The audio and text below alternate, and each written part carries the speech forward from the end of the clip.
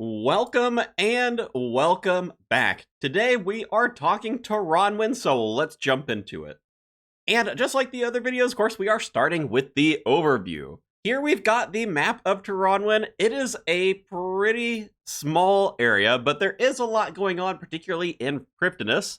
Though I will say, as areas go, this one might be getting pretty close to Karamja levels. This one might need to be free at some point.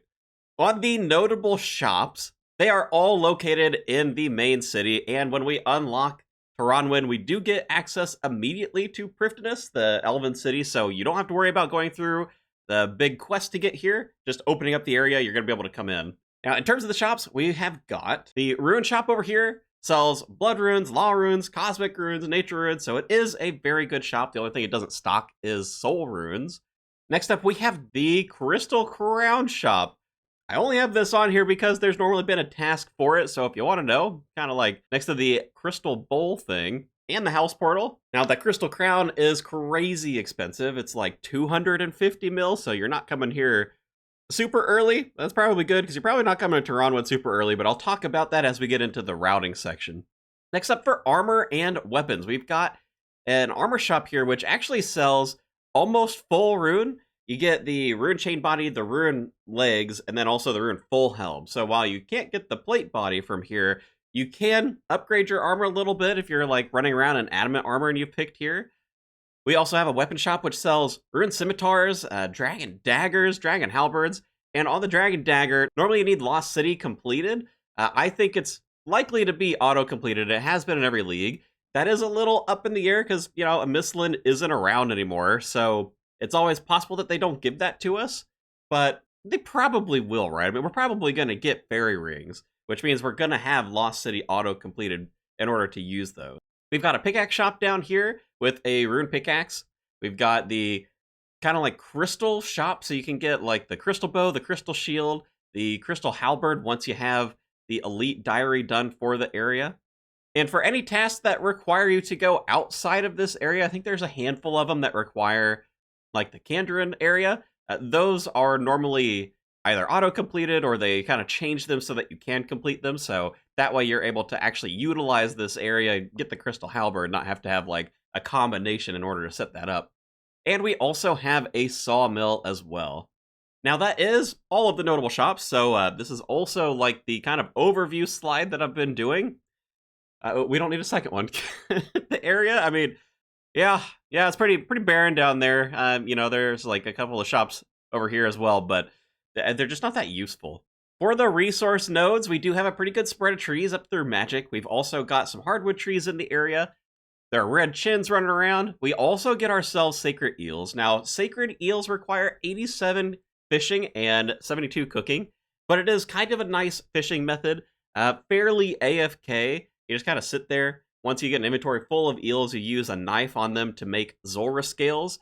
And since you're in this area, there's a good chance that you're going to need scales. So if you need that kind of like AFK to build it up, you don't want to farm out Zora itself, then this can be a good option for you. There are also a ton of runite rocks in the Prifddinas mine. There are some other ores down there as well. For the runite rocks, I believe there's 4 down there, so it's probably the best singular spot to mine runite in the game. On the farming side, we are unlocking the crystal tree, which is interesting. You know, it's another tree. 74 farming for that one. We are getting a fruit tree as well, fruit tree patch, and then almost the standard allotment patch setup that you'd get for any other farming patches. This one's a little weird because you get 2 allotments, 1 flower, so you don't get an herb patch with this one. Kind of unfortunate. Skilling activity-wise, we've got things like you can go and catch the Crystal Impling. That's at 80 Hunter. There is an agility course around kind of like the top area of the city. By running that one, you do earn crystal shards. You're going to get crystal shards doing a lot of different things while you're in the city.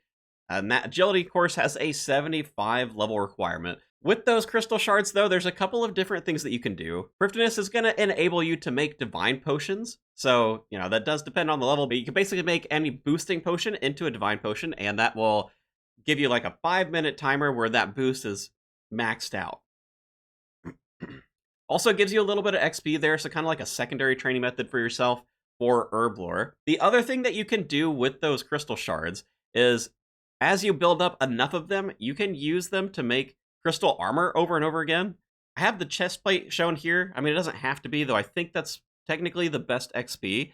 And this can be probably the fastest crafting smithing method in the game. It takes 74 crafting, 74 smithing in order to make these armor pieces. And it also takes 150 shards, plus some armor seeds, which are going to come from Gauntlet, which we'll talk about here in a minute. But once you do have those supplies saved up, this is a really, really, really powerful way, because I think even in the main game, it's like hundreds of thousands of XP an hour. I mean, shoot, it might even approach like 1,000,000 XP an hour. So if you've got the supplies in leagues because of the XP multiplier, I mean, it's like an hour or less to get yourself 99 crafting and smithing by just, you make one piece of armor, and then you take it apart, and then you just kind of repeat that. You lose the crystal shards as you do that, which is why you have to build them up, but you do keep the armor seeds, so you really don't even need to do like a lot of Gauntlet in order to do that method. We are going to be picking up the Death Rune Altar as well. That's 65 rune crafting. Elven Pickpocketing, that's something that a lot of people go to Prifddinas for. They do give the enhanced teleport seeds, which can be broken down for more crystal shards. So they're also like fairly high level, 85 thieving requirement. So it's going to be really good XP. Again, kind of like with what we were talking about in some of the other videos, you probably want a thieving relic if you're going to be coming out here, because without it, the fail chance is pretty high. So not ideal if you aren't running something like a thieving relic, but if you are, then this is going to be really good XP for you, and also a good way to like passively build up those crystal shards and maybe help you with crafting and smithing. The last kind of major skilling activity in the area is Volcano. He is technically a boss, but he's kind of like Wintertodt or Temperos. They have changed Volcano since the last league. It is easier to do in a group. While I don't know that Tirannwn's going to have a ton of people, if it does, that means it's actually worthwhile grouping up with people, because you may be able to take Volcano down, you know, in like a minute and a half, something like that, instead of having to solo it to go for the drops and go for the different like KC tasks and things like that that are going to be associated to it. It is definitely worth taking the time to try and find some people. If you're struggling to, I'd recommend go to the official League's Discord, because there's going to be a lot of people who take Tirannwn, and if you can't find them, if there's not like a central world where everybody's kind of chilling out on, you might be able to pull a group together through the official League's Discord by just pinging anybody who happens to have the Tirannwn area. Moving on, we have got the mobs and bosses. Now, there aren't a whole lot of fancy critters running around in the Tirannwn area. We do get a Slayer Cave in Prifddinas, so you do pick up some Slayer creatures, so things like Necreals, Dark Beasts, Kurasks, they're all running around in there. They all have some unique drops. Nothing like particularly crazy, but at least it gives you a couple of options. I also wanted to include the crystal chest here. Now, this works exactly like the Taverley chest, except this is an upgraded version. You take crystal shards, you add them to those crystal key pieces that you've been getting, and then you can open this one in Prifddinas. It is kind of like a nice supply chest. You know, you do have a couple of things like Dragonstone armor pieces, which are equivalent to rune. So it's not like crazy upgrades or anything, but you can get some bling while you're running around in this area. And then for the bosses, again, it's like fairly light. We do get the rabbit boss that runs around up in Prifddinas. That one, it does normally have at least some sort of task associated to it. It's not like a big boss. It's just, you know, take your rune crossbow, take some bolts. You'll probably be there for a couple of minutes as you try to take it down, because it's got a lot of health. But really, if you're here for these other two. We've got the Hunalith, so Gauntlet, Corrupted Gauntlet, and we also have Zulrah. You will probably spend a decent amount of time in Gauntlet. I mean, it's not going to be like crazy amounts, but if you want to get the full crystal armor, you want to get a weapon seed so you can use either the bow or the blade of salads, then, you know, you're going to have to be in there probably for a while. Hopefully you don't get crazy unlucky. I have heard horror stories of people in the Gauntlet. Last year, we got the Echo Hunalith, which gave us this crystal blessing. Now, the nice thing about the Hunalith being the Echo boss is you could skip the entire prep phase of the Gauntlet. And normally, you know, you're spending like 8 minutes in that prep phase. And so that's where you eat a lot of time when you're farming in Gauntlet. So by having the Echo be the Hunalith and you just skip right to the fight, it changed that down from like, you know, 10-minute runs of Gauntlet to like 2-minute runs. Now, the Gauntlet Echo boss was pretty tough. I would say, you know, from last year, it was probably like the second hardest boss for people, with Soul being the first. But I will also say, I feel like the Echo Hunalith was one that you could at least learn. Echo Soul felt like almost impossible because there would be so many things going on. And while there is a lot going on with the Echo Hunalith, if you spend the time, it's kind of like Corrupted Gauntlet still. Like, it's not that different. So if you've done a lot of Corrupted Gauntlet, you know, it's like ever so slightly more than that, but not really. So you can get used to it, and I do think it's definitely worth farming it out in the Echo version rather than the Corrupted Gauntlet version, just because of that time save. Now, as for the Echo item that it came with the last time, the Crystal Blessing, this let the armor, which normally gives you accuracy and bonus on the Crystal Bow, also apply to melee weapons. And this was any melee weapons, not just the Crystal Sword, Salad Blade.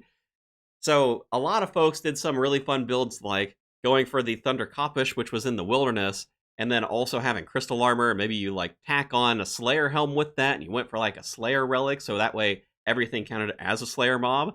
So you could start hitting some really crazy numbers with this. Just because of, you know, the limited number of bosses in the area and the way that Gauntlet works, I am feeling pretty certain that they're going to give us Echo Hunalith again. And it's for that same reason as like with Echo Soul. You know, giving people a way to kind of skip the waves, skip the prep time, and be able to farm this boss more quickly. It makes a lot of sense for what this is. As for the gear, I do have the crystal armor here because I don't know that there's going to be much else they're going to give us than the Crystal Blessing. I could see them maybe tweak this and have it apply with like magic, but also magic tends to rely a lot on the armor having stats, and crystal armor, it does not have magic stats. So even if they change the Crystal Blessing, it may not do very well for magic unless they like really amp it up. But I think the Crystal Blessing as a reward item here works really well, and you know, maybe they want to add something to Tirannwn, give it a little bit more draw, but I don't think that they necessarily have to. Either way, so for the melee gear, we've got that crystal armor set. If it works with the Crystal Blessing, that'll be kind of like a really nice, almost standalone type of build. You can pair it up with any other area and just kind of like do whatever you want.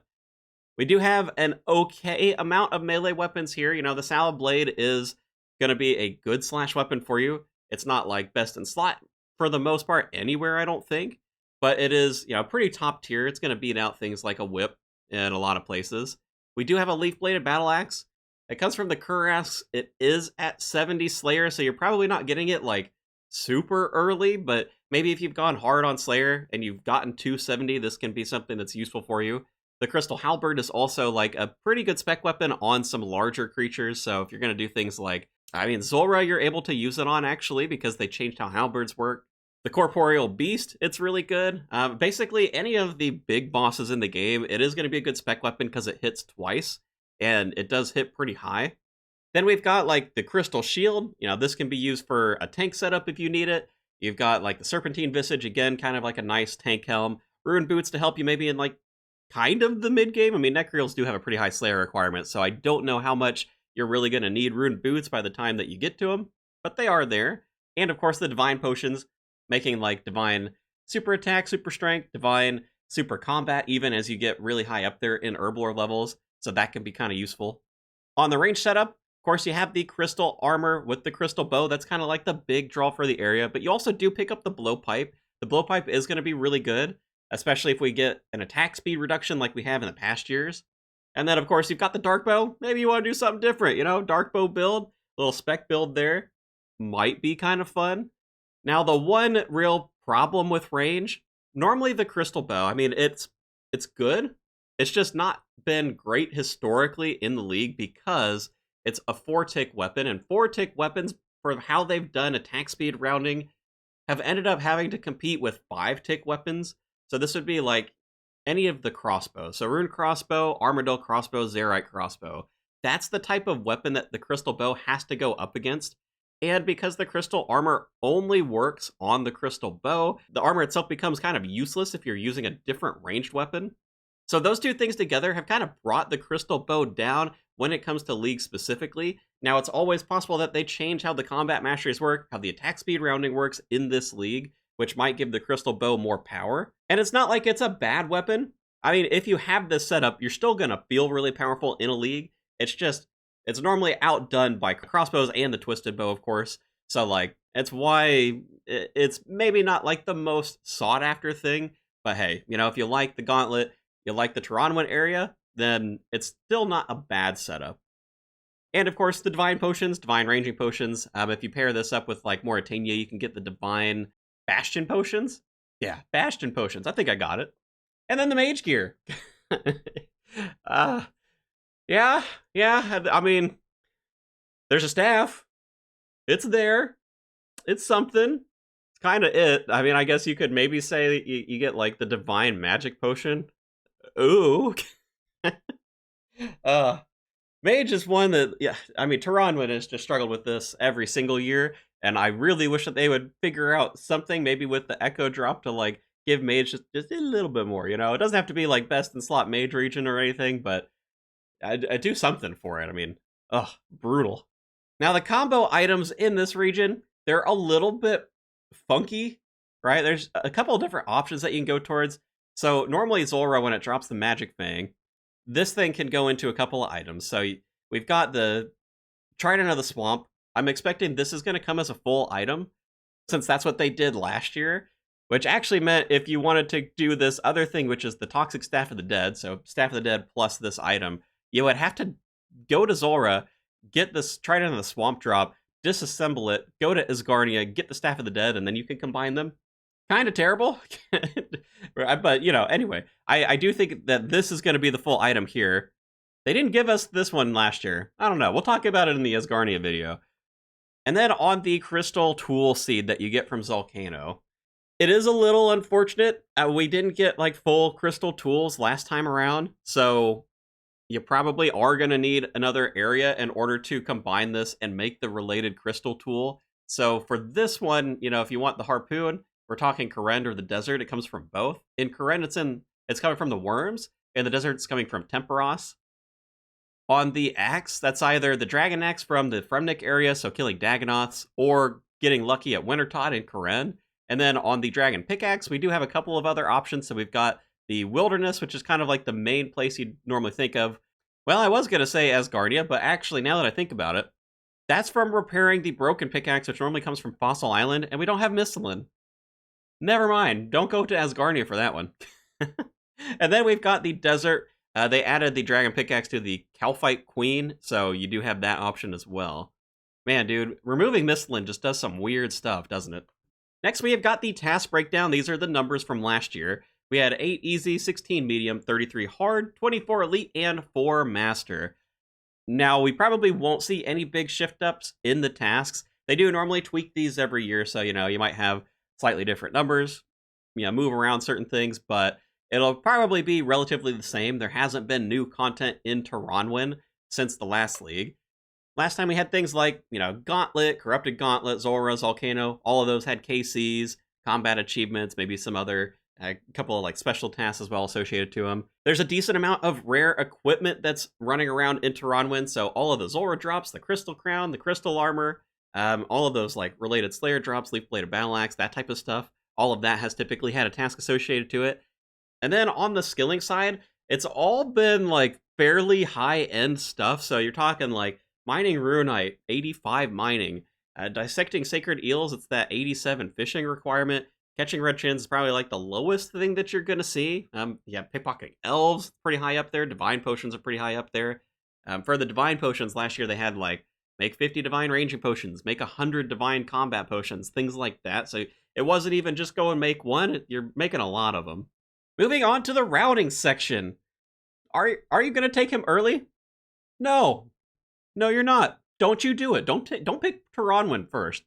All right, you're going to be hating your life. All of those skilling things that you have access to. It's like Prifddinas is meant to be an end game city for most people in the main game. So all of this stuff that you're doing is really, really heavily weighted in that direction. You take it first. I mean, you do have some shops that you can mess around with, but, like, just don't do it. It's not going to be a good... Pick it, like, second. Pick it third, you know? When you actually have some stats already built up from other areas that are more early oriented. And then we've got the mid game. It's kind of like the same thing. I can't tell you no every single, like, part of the game, so I'll give you some other stuff you can do in the mid game, but Ah, man, I don't know. I'd probably still take Tirannwn like second or third. That's really where my head's at. If you're gonna pick it. If you did come here, I mean, the skilling options aren't terrible. They're kind of like in the 70s range. The highest one here is like the Crystal Impling at 80. So, yeah, I mean, you kind of have some skilling options. You're going to be able to do some of this stuff in the mid game. Do keep in mind, though, with the Slayer creatures, you don't have a Slayer Master in this region, so at the very least, you're having to use Karamja if you want to get the task, get those levels up.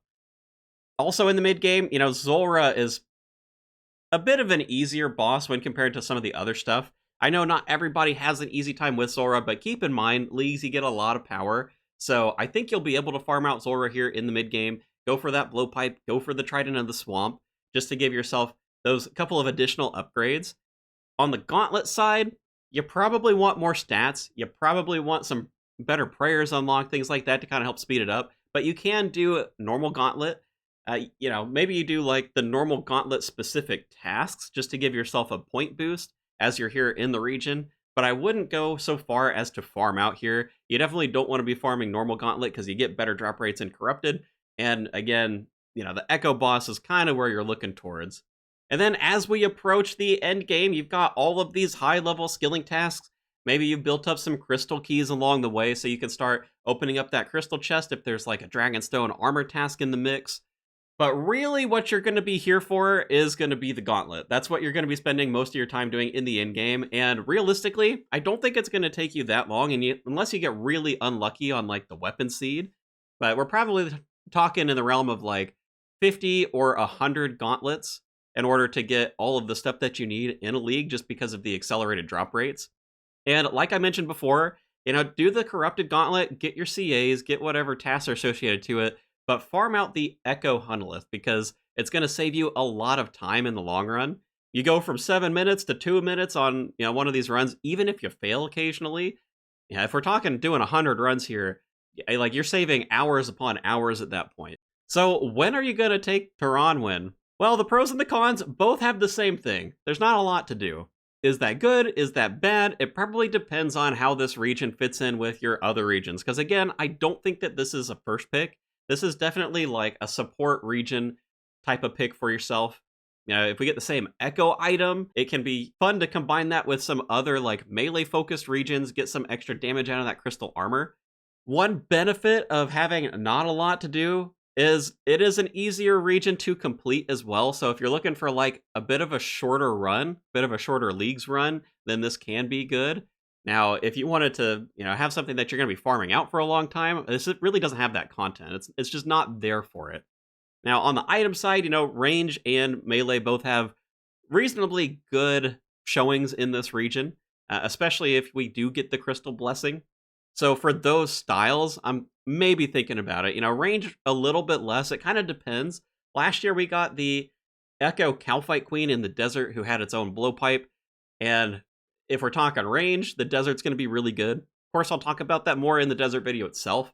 But it does devalue the blowpipe from Zulrah quite a bit because, the desert also has ranged armor that can be good with any weapon. And because of what I was talking about with the crystal bow, if they do the same sort of attack rounding and the crystal bow's competing with crossbows, it's probably just not going to feel that good. It's not a bad setup again. It's like, if you like Tirannwn, if you like the fact that it doesn't have a lot to do within it, maybe this is still a good option for you. It's not that I hate the crystal armor. It's just not the most like optimal thing when it comes to a range build in leagues normally. On the con side, mage sucks in this area. It's not really giving you anything. Now, you do get a lot of magic stuff from other areas, so I think if you're going mage, Tirannwn can still be like your third pick, but you just know that you're not picking it for the gear. You're just picking it because you want like a lighter region. The other downside with Tirannwn is all of the skilling is fairly well pointed towards the end game, so if you're taking it early, you're really, really hurting. Now, if you take it later, it's probably fine. You'll be able to train up your skills in other regions, get them up pretty high, and then come to Tirannwn and quickly knock out some tasks. So it's really just going to depend when you take it. But again, I recommend like second, third region type of pick if you're going to go for it at all. But that is all I've got for you for Tirannwn. I am going to be covering all of the different areas, so make sure to subscribe if you want to see those. And I am going to have these slides available in my Discord, so make sure to join that if you want to have these kind of on your side monitor as you're running through leagues. But otherwise, thanks for watching, and I will catch you in the next one.